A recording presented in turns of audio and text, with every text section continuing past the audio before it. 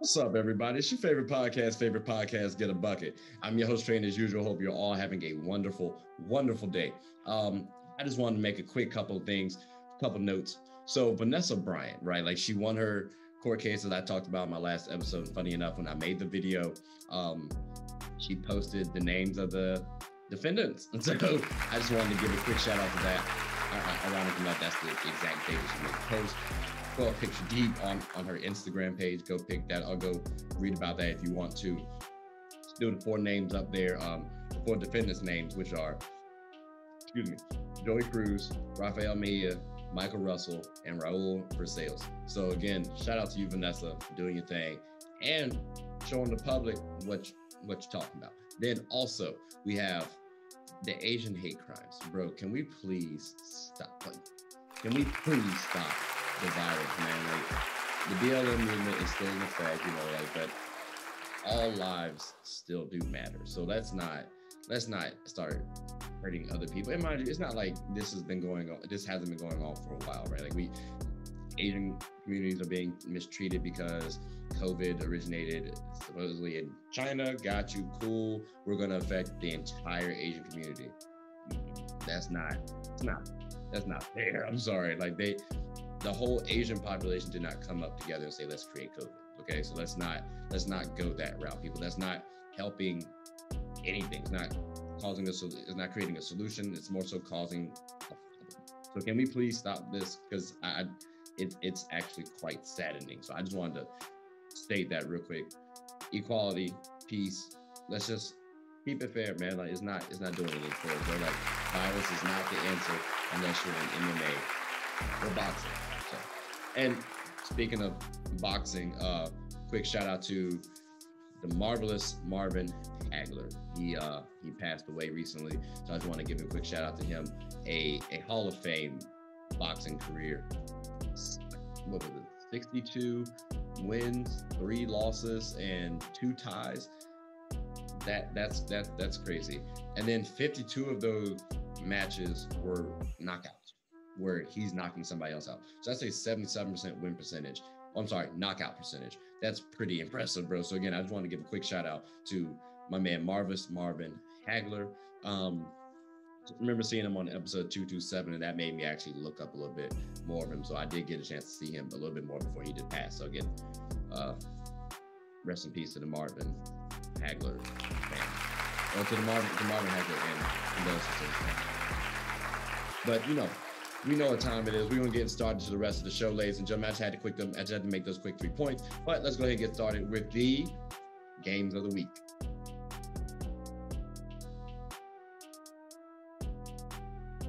On Monday, we have the Hawks versus the Clippers and the Pacers versus the Bucks. Now, for the Hawks and Clippers, we have Trae Young versus Kawhi and PG. The Hawks need to keep winning, but so do the Clippers. Like, let's not get it twisted. So I want to see which team shows that they want it more. I expect the Clippers to win, but it'd be nice to see if the Hawks can maintain their win streak. And then also for the Bucks and Pacers, this could be a playoff matchup based on talent. So don't sleep on that one as well. That could be a Pacers win if the Pacers play well and the Bucks don't come to play. Now on Tuesday, we have the Lakers versus the Pelicans and the Suns versus the Heat. Now with the Lakers and the Pelicans, we have Zion versus Braun, and the former Lakers are going to get a chance to go at the Lakers. Like, remember, people, we kept Kuzma and lost Brandon Ingram, Lonzo, Josh Hart, and the 4th pick.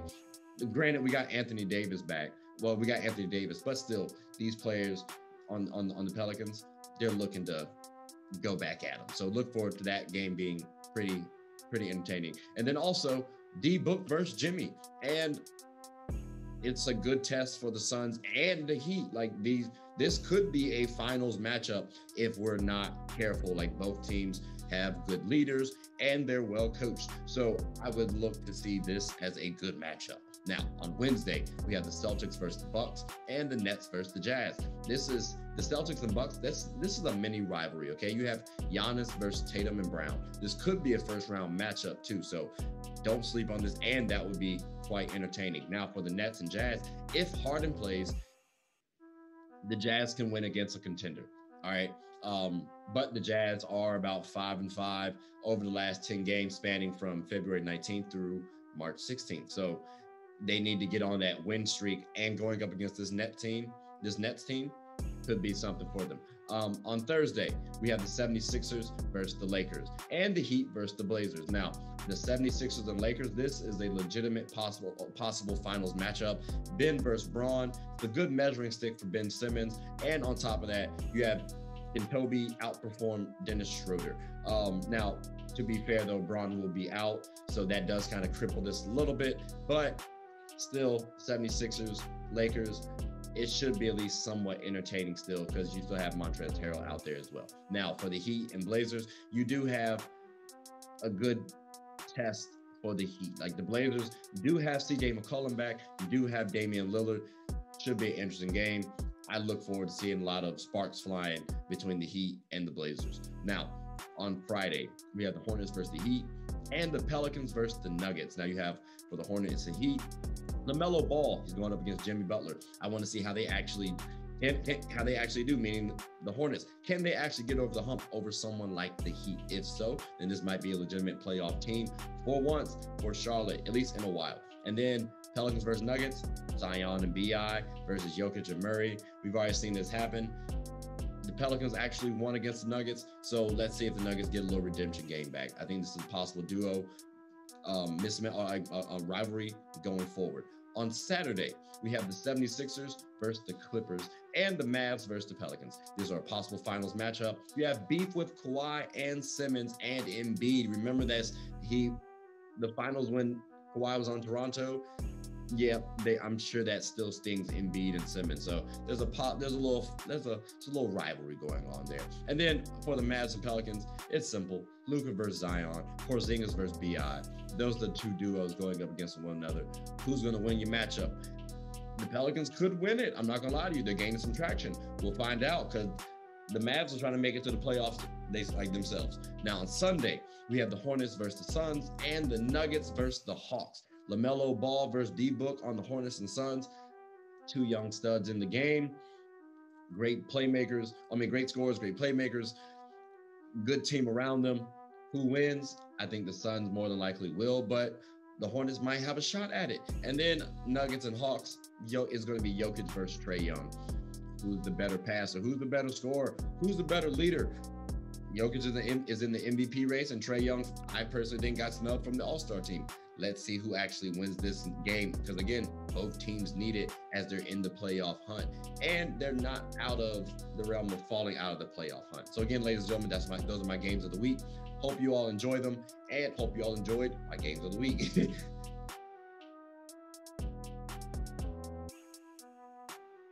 Motivational Monday post, ladies and gentlemen. You know what time it is. I wanted to bring up Skylar Diggins, as you can see up on the screen, and her motivational post is this: it's not about how big you are. What matters is how big you play. So to me, that spoke volumes, because, well, Skylar Diggins is an electrifying guard, like completely all-star caliber, all WNBA caliber. Like, that's the type of player we're talking about. Okay, and remember, she can get a bucket at all three levels. Again, she can get a bucket at all three levels.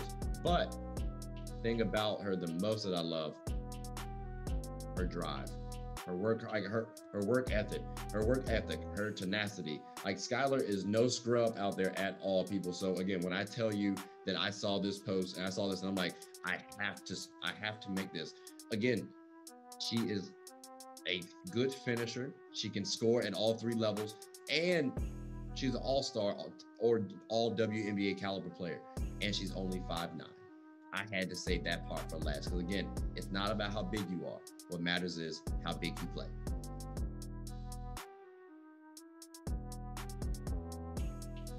All right, so what do I want to talk to y'all today about?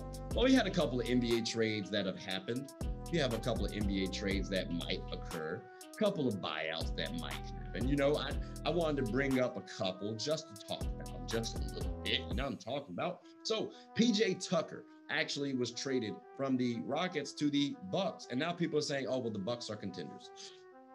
Well, for starters, they were already contenders, so let's not get that twisted. Does PJ really help them out? Yes, because PJ has actually shown he can guard 4s and 5s a little bit in stints, and he can guard 3s. So now we have Drew Holiday, Giannis, Brook Lopez, PJ Tucker, and whoever else we need to fill in. Because it doesn't really matter. You just need somebody who can knock down the shot. Chris Middleton. Oh, well, locked up. Decent squad now surrounding Giannis. And I honestly think like putting PJ in the corner, Chris Middleton on the wing, let Drew Holiday run your offense. Giannis somewhere in the pick and roll, and Brook Lopez can step outside too. That might be a little interesting. You can play 5 out legitimately, and you have players at all levels to defend.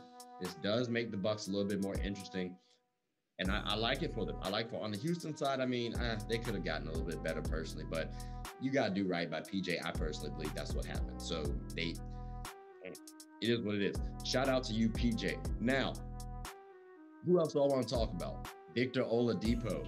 Yep, it's still Houston Center, baby. Now, the Rockets are actually in a nice position because they still have John Wall and they have Christian Wood. So they might be able to keep John Wall for this season and then trade him next season. But they need to get rid of Victor Oladipo this season. And they can still be competitive or watchable, if you will, to draw in that revenue, okay? So, Victor Oladipo. Who is Victor? It's a quality combo guard, all-star level, all-star caliber. Okay, I'll say all-star caliber, not all-star level, because he's come back off injury. But he can get you 20 points, 5 rebounds, 5 assists. That's the caliber guard, 20 plus, I'll say. And he can bring tough-nosed defense, all right? So for me, I would like to see Victor Oladipo, my best team personally, to the Sixers. Like, to the Sixers. If they could make this trade, pairing him with Tobias Harris, Joel Embiid, and Ben Simmons, ooh, that's tough. That's tough, bro. And he brings that tough-nosed defense and scoring ability. And he can play off ball too. So he still plays with Ben Simmons. It's phenomenal. Now, I also think about the Lakers as well, because we can give up Kuzma, Caruso, Taylor Horton-Tucker, Wesley Matthews, and we might be able to finesse Eric Gordon and Victor Oladipo. We might be able to finesse that, which that's suitable for our team. You pair that up with Dennis Schroeder, Anthony Davis, LeBron James, Montrezl Harrell. That's a good little lineup to have as well. You can also look at Sacramento, give up Buddy Hield, maybe Tyrese Halliburton and a draft pick, or you can just try to finesse Buddy and a draft pick, and you pair him up with De'Aaron Fox. Now you can start building for something, because now you have a somewhat younger type backcourt that can help you out. So Sacramento could be an option as well, low key, very underrated. How about the Mavericks though? The Mavericks could use Victor. I'm not gonna lie to you. Like, there's so many people, there's so many teams that actually could use Victor. I just think the 76ers should nab him up when it's all said and done, because he can actually fit right now with their team and going forward. And again, we've seen what happens if you add in a bona fide scorer and defender such as a Jimmy Butler, which I think Victor Oladipo can be, but even more so. So that's just my take on it, though. Because we also got to talk about my man, LA, LaMarcus Aldridge. That's right. He might have to go the buyout route from the Spurs. It's understandable. He was supposed to replace Tim Duncan. He did a decent job. He didn't bring a chip home, but it was against the Warriors, the Rockets, Kawhi goes down. LaMarcus did his thing. He wasn't the guy, but he was definitely well respected in his career. Okay, so let's not get this twisted. He actually could go down as a Hall of Famer and not win a ring. Now, he can still win a ring by taking a buyout and going to these type of teams. Now, I don't give too much faith in the Jazz, but if he goes to the Jazz, he can provide a little spark for them. I'm just saying, at that 4 position, he can give Rudy a little break too. You don't want too much of a break. You also got Derek Favors there as well. So you bring in LA, help you on the offensive end, quality veteran, that might get the Jazz over the hump. That might help out. The Suns, too, I would love to see him paired with Chris Paul. Because remember, Chris Paul can bring the best out of most people.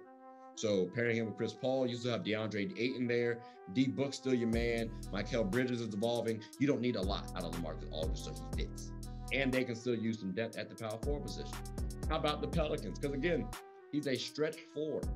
Like, he can shoot the 3 ball. He can hit you at the mid-range. That's his bread and butter, the mid-range. And he spaces the floor for Zion still, and Ingram, and Lonzo. So for me, that, and I would say 76ers, they don't need him though. They don't need him though. But all these are if they get a buyout. This doesn't need to be a trade type scenario. I love LaMarcus Aldridge. It's just, he's just older in age now. But those are teams that I would love to see him go to. I would love to see him go to. Again, a quality veteran, stretch 4. Who wouldn't need that on their team? Who wouldn't need that on their team?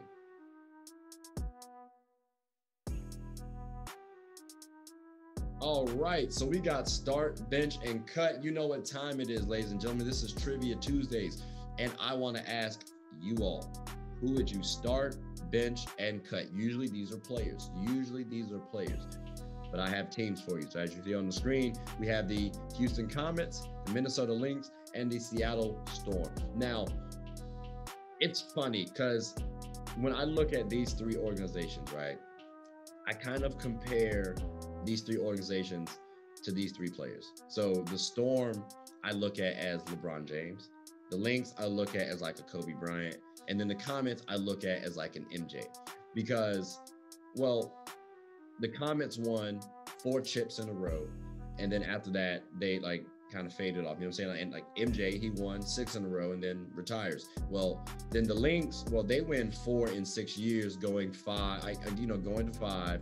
They lost 2 of them. So it's just like, oh, I'm sorry, they only lost, they lost 2 of them after going to 6. And so it's like, that kind of reminds me of Kobe, you know, like he won 5, like he lost 2. Okay, that's similar. It's similar. And he didn't start out the best in terms of his personal production. Like, he also had to go up against a few other people. There's context for it, but the Lynx didn't have the most dominant start, right? And then for the Storm, well, they won 4, but it's been between 2004 and 2020. So I equate that to like LeBron because of just his longevity. Not saying he's a better winner than those other players, just, you know, longevity. So who would I start, bench, and cut? Well, let's be clear. I would say if we're going MJ, Kobe, and Braun, I'm going MJ, Kobe, and Braun. Like, that's starting for my start, bench, cut. But in this case, I have to actually start the Storm, who are like LeBron James. And then I would have to bench the Minnesota Lynx, who are like Kobe Bryant. And then I would have to cut the Houston Comets, who are like MJ. Again, the Houston Comets, for me, would be higher on this if they did not disband or dismantle this team earlier. Like they won 4 and then missed the playoffs the rest of their career. Like, it was kind of bad, really. Like, the last 3 years they didn't make the playoffs and they got dismantled. That's the only reason why they're cut for me. It's the only reason why they're cut. The Minnesota Lynx, they've been dominant. Like, they're still relevant. They even lost Maya Moore, who was their best player, and they're still relevant. They still made it deep into the playoffs last season in the wobble. So you have to give them credit. It's just, they've actually lost 2. They've lost 2. Meanwhile, the Storm, every time they go, they don't lose. See, that's the difference between Braun and them, though. See, I'm talking about longevity. That's the only reason why I said Lynx. For the Storm in comparison to Braun. He ain't the type of winner they are. Every time they go, they win. So, but again, that's my start, bench, cut. I'm interested to see what you guys think, though. What's your take? Who's your start, bench, and cut? Y'all let me know in the comments below.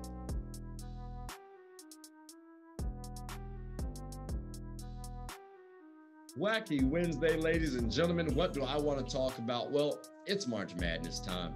I saw like a disturbing news, low key.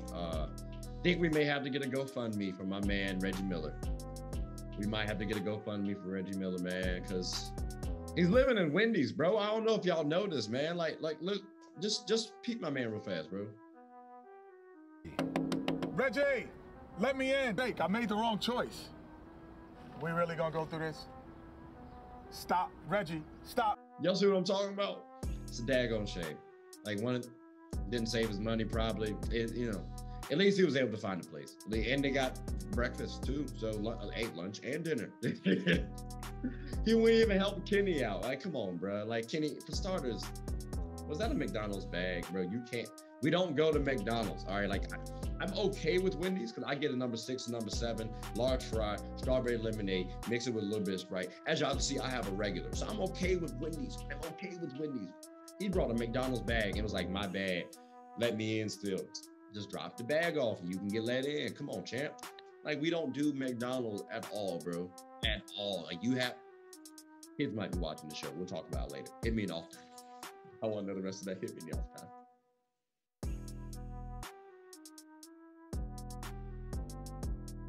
All right, so I want to talk about for starters. I didn't mention this at the beginning because I wanted to save for this part, right? But hope Sean Bradley, hope he recovers pretty well. Who's Sean Bradley? Well, he was former Mavs center, 7'6", averaged 8.6 rebounds, 2.5 blocks.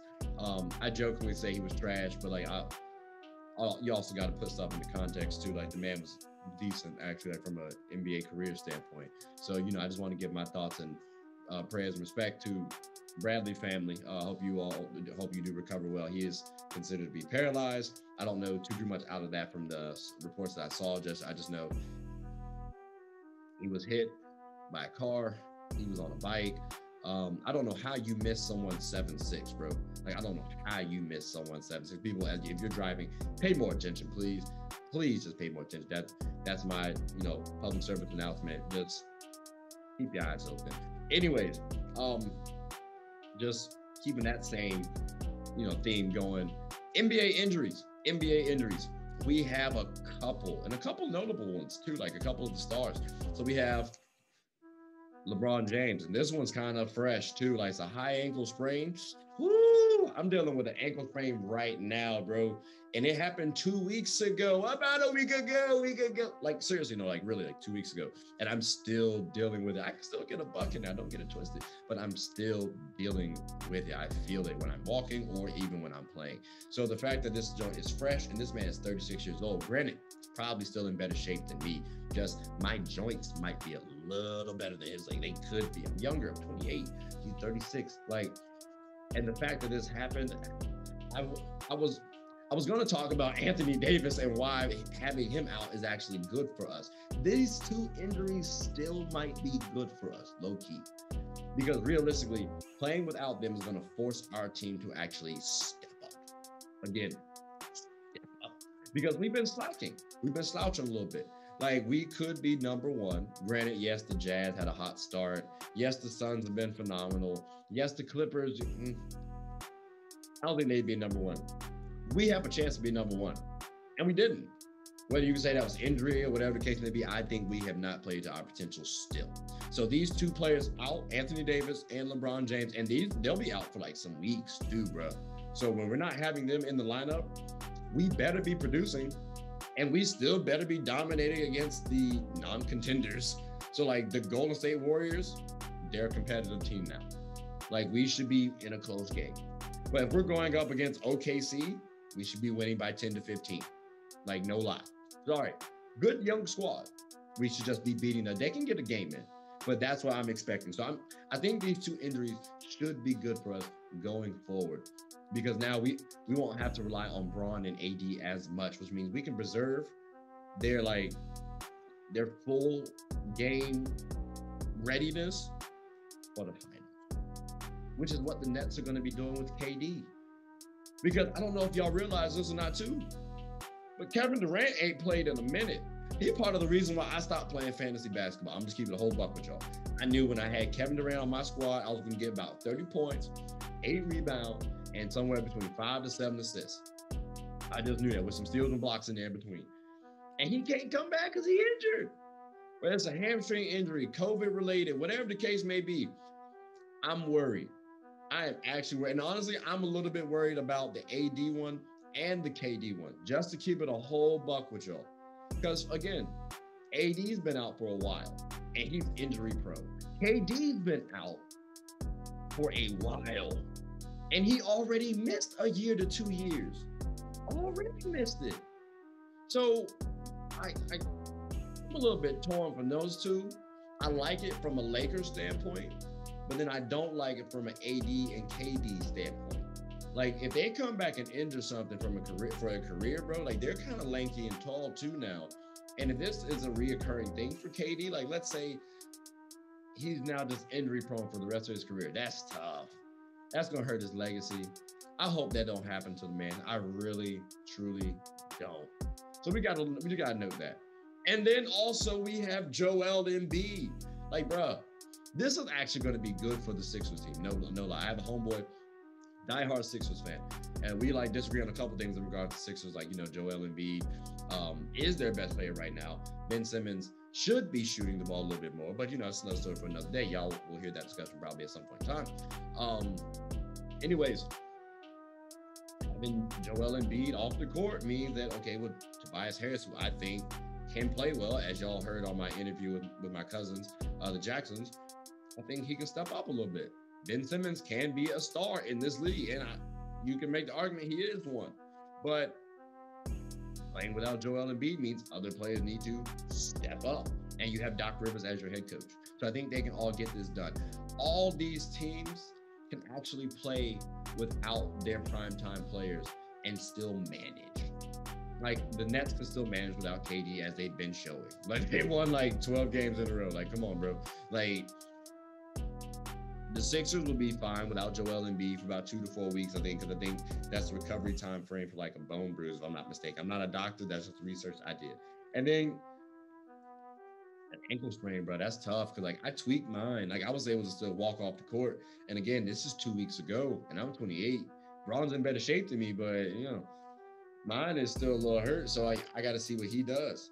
And then AD's been out for I don't know how long, so it's just whatever. Also, bro, LaMelo Ball just fractured his wrist. So if you look at it, that's probably going to be a 2-month hiatus, and there's only about 2 months left in the season. So to me, that tells me LaMelo Ball is probably done. Now it's going to be helpful for the team because you get to see where you should trim the fat, if you will. You feel me? So, meaning, who should I keep going forward? Who should I try to trade? Blase. So that's going to be good for the Charlotte Hornets and LaMelo Ball. Not necessarily. You still want to see him play out. I hate it for him, but at least you got to look at the silver lining aspect of it. It's not going to be too terrible going forward. He'll be able to make a recovery, and again, you get to see who's on and who's going to be off for next season, or at least in the following season to come after that as well. Now, a team that cannot deal too much with this injury, is the Warriors, because they don't have Steph Curry. They assed out right now, and coincidentally enough, it's related to his tailbone. So they can't deal with this type of injury. That's their engine, bro. Like, you're not going to rely on Andrew Wiggins. Mind you, you're not a contender this year anyways, but you would like to get some playoff experience with this team right now. Andrew Wiggins, Kelly Oubre, James Wiseman, they can all be great additions to your championship team come next season and the season after that. That's when the Warriors will be striking hot. They need this experience now. And they also need to help me win my bet with my cousin, because they got to get in the playoffs. So they can't afford this type of loss. I think that's also like a 2 to 4 week time frame in terms of Curry being out. So I don't know if they can have that happen, bro. So those are the notable injuries that have occurred so far. Pay attention to those, because we could be talking about these injuries later on in the season and how they've impacted each team going forward.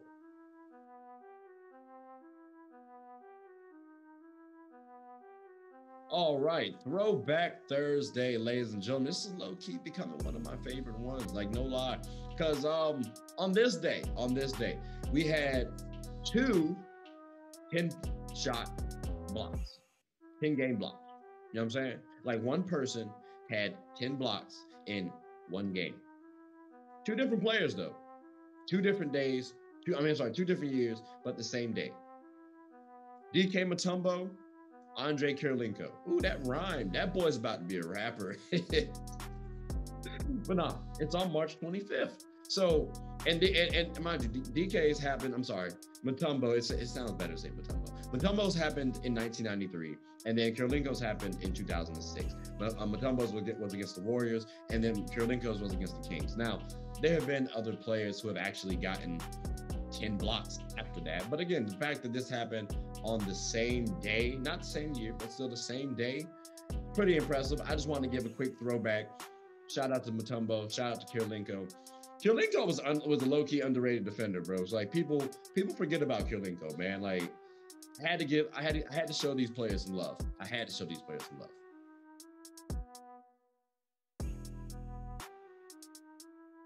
All right, so we got Fantasy Friday, and I gotta say, bro, it's a good one. All right, it's a good one because again, this is National Women History Month, so I gotta keep it with the women's game going, WNBA. So as you see on the screen, we got Cynthia Cooper, Cheryl Swoops, Tina Thompson, Lisa Leslie, and Lauren Jackson versus Sue Bird, Maya Moore, Brianna Stewart, Candace Parker, and Elena Delle Donne. Oh, wow. This is a matchup because we got the old heads versus the youngins. And I have one of these is a real big, this hits home for me. Y'all know I'm a Sparks fan, so you know I'm gonna get hype on the Candace Parker and Lisa Leslie. But anyways, let's go down to breakdown and see why I choose the team that I choose. Anyway, so Cynthia Cooper, Sue Bird. I gotta go Cynthia Cooper, bro. I gotta go Cynthia Cooper. Reason why? She has more athleticism. Okay, she has more athleticism, and she's just the more elite talent. Like Sue Bird had that longevity factor, but Cynthia Cooper you could say she was the GOAT, like low key. So I have to give the nod to Cynthia Cooper. No disrespect to Sue Bird. Again, all 10 of these women are like top tier in the WNBA history. Someone's just gotta be better than somebody. Like it's unfortunate. And again, so no disrespect. And I think they would understand the same thing. Now, Cheryl Swoops versus Maya Moore. I had to go to my girl Maya. I have to go to my girl Maya. Bro, she's the bigger guard. She was more efficient, and she had similar defensive stats. So because of that, and Maya Moore was an MVP, multiple-time All-Star. I love Maya. Like Maya as a two guard, that's tough, bro. She was super. Like if she was still on the Lynx, I don't think the Storm win the championship as easily as they did. She made it tough for the Sparks to win, bro. So I'm telling you, that's going to be a matchup. Then we got Tina Thompson versus Brianna Stewart. And let me explain something, people. Brianna Stewart might be the GOAT when this thing is all said and done. All right, she has the best start to a WNBA career, possibly to a basketball career, point blank period in the professional scale. And for me, I gotta go Brianna Stewart. She's the taller player, the better defender, the better scorer, the better playmaker. Like she's just better. I'm sorry, and I love Tina Thompson. I love Tina, but I gotta go Brianna Stewart. Like I'm sorry, there's no ifs, ands, or buts about it. Now. This one hurts. This one hurts, bro, because you know I gotta go Lisa Leslie or Candace Parker. Oh. The first woman to dunk in the WNBA history or the second woman to dunk in the WNBA history. And their stats are relatively similar. I just gotta go Candace Parker. I'm not biased because I love both of them equally. I really, truly do. Like I love Lisa since I saw her on the Sparks, and I've loved Candace Parker ever since I saw her at Tennessee. So, but for Candace Parker, she's the better playmaker. She creates less fouls, and she has better shooting. So yes, I can say Lisa Leslie might be the better defender or the more aggressive defender, but I think Candace Parker will bring more to the game. So it would allow these players such as Maya Moore and Sue Bird and Brianna Stewart and Elena Delle Donne to get saucy. Like she can play make a little bit better than Lisa Leslie, at least in terms of what she showed. So I'm not saying Lisa can't play make, it's just Candace is more of a playmaker. So I would go there. I would go Candace Parker route. But I would understand too if people want to go Lisa Leslie. It's a toss-up for me low-key. Now, Lauren Jackson versus Elena Delle Donne. I'm gonna just keep this simple with you guys. I gotta go Lauren Jackson, bro. I gotta go Lauren Jackson. She had better defense. She was slightly taller, and she was a better rebounder. So for me, they can score about the same. It's not like Elena's bringing much on the passing game. Like, you know, it's kind of going towards Lauren from that defensive factor. If she's the better defender and she can do about what you can do on the offensive end, I say that Elena Delle Donne reminds me of Lauren Jackson all the time. Not that Lauren Jackson reminds me of Elena Delle Donne. Remember that. Note that wordplay. So I got Lauren Jackson beating Elena Delle Donne. But with that being said, I got to go with the Young Guns. They won that series 3-2. So I think that team would win. And honestly, I understand Cheryl Swoop. I understand that Cynthia Cooper, might try to attack Sue Bird. That might be the preferred option. Like, a Sue Bird probably is like the worst defender on the floor at the time. Again, no disrespect to Sue. Good defender. I said the worst defender on this floor. So because of that, that could hurt the youngins. But I think the youngins will end up prevailing. Sue's a good leader, like I said. And from 2-4, I think they win their cases. And let's not get it twisted. Elena Delle Donne losing to Lauren Jackson isn't that great. Like, I don't think it's that big of a deal. So I got the Young Guns winning. But I want to hear what you all have to say as well. Who do you guys think will win? The old heads or the youngins? Let me know in the comment section.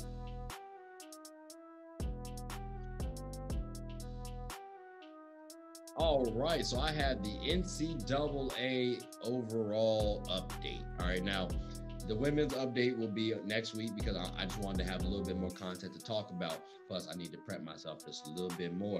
I'm gonna be honest with y'all. Okay, I'm gonna be honest with y'all. Ever since my boys, the Blue Devils, ever since we've been out, I ain't been as invested, as interested, because we don't play anybody. I don't have to do my due diligence and see, okay, well, who are we going up against? Oh, we're going up against this team? Okay, cool. We can beat them because this is that third. Got you. Okay, well, this is our competition. Okay, when we get to the Elite Eight, we're going to do this, that, that. I don't have to do any of that this season. I ain't even make a bracket.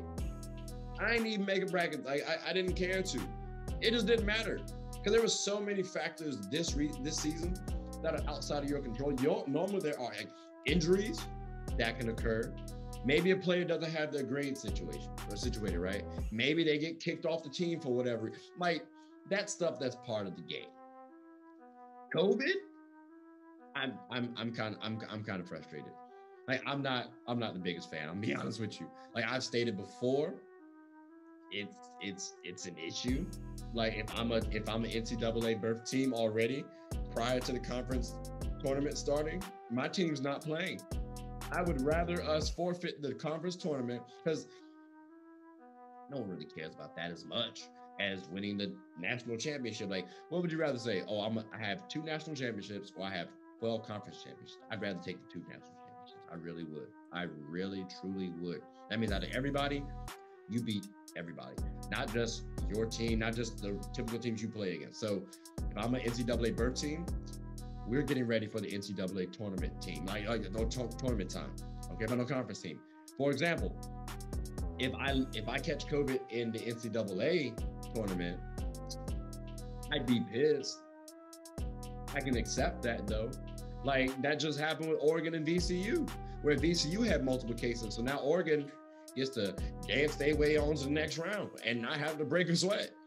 I would be pissed if I had a bracket and that happened to me. So I'm not going to create a bracket this year. No, like, I knew what was going to happen. Like, I knew somebody's team was going to catch and I have a COVID case and cancel the season, or cancel the remaining part of their season.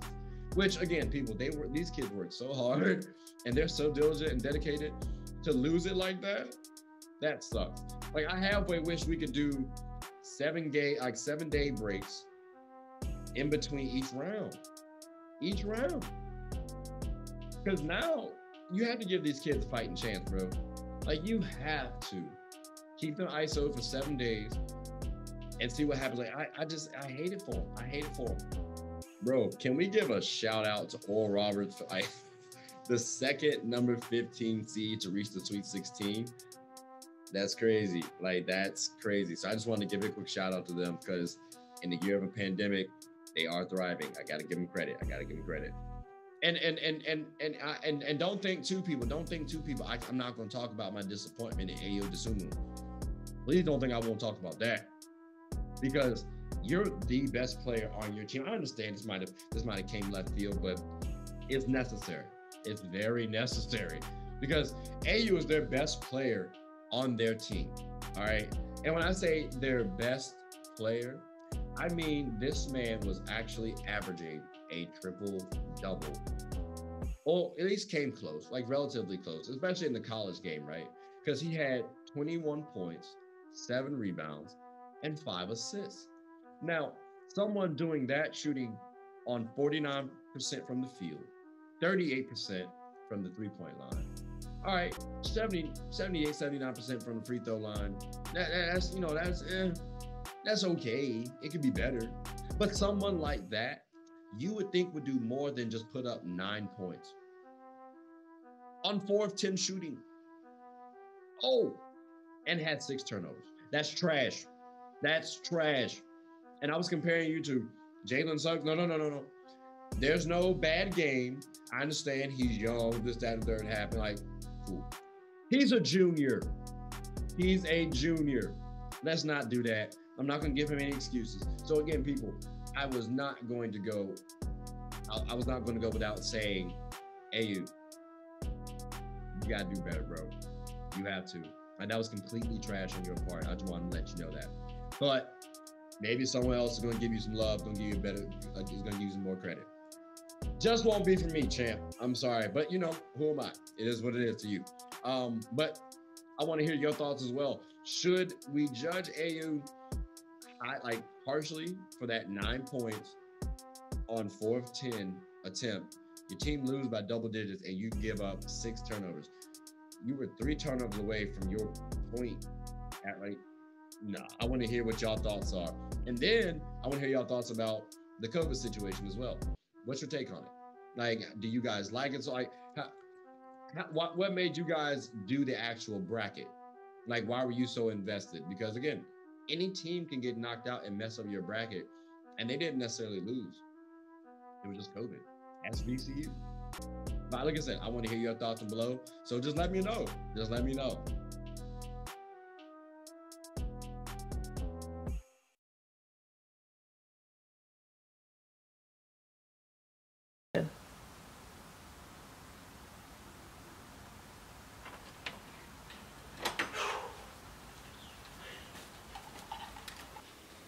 Oh, I did not know you guys were still here. As you can see, we're at the back end of the show. No pun intended, but look, hope you all enjoyed it. And before you go, please subscribe to the YouTube channel, follow the IG account, share the content to anybody who's anybody.